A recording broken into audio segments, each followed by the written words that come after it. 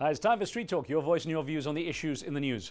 President Robert Mugabe's new rival is calling for an end to the veteran Zimbabwean leader's controversial rule. Simba Makone was expelled from Mr. Mugabe's party last week after entering the presidential race.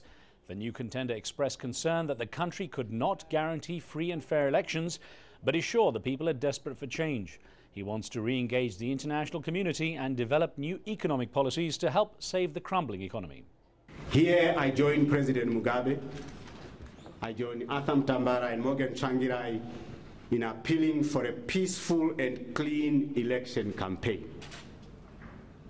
Let this not be a contest of fists, a contest of stones, knives, and guns, but let it be a contest of ideas, a contest of visions, and a contest of commitment to the people.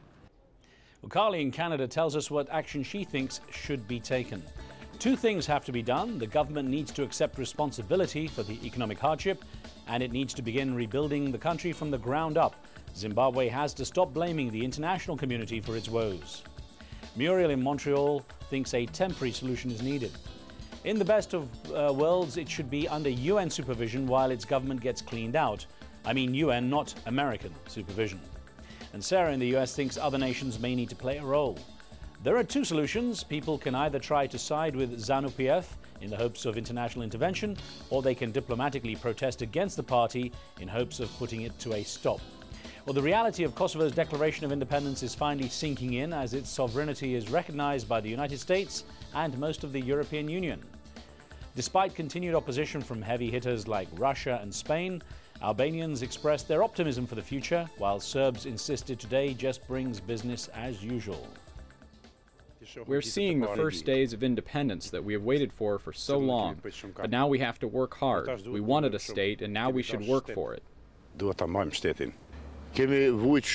We suffered a lot for this day, the day of freedom. I feel like I'm reborn again. I feel like something has changed completely.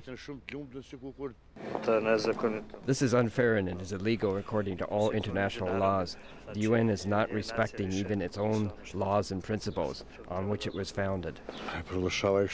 They can declare whatever they want. This is Serbia, and we'll continue to live in our country as we used to for all these years.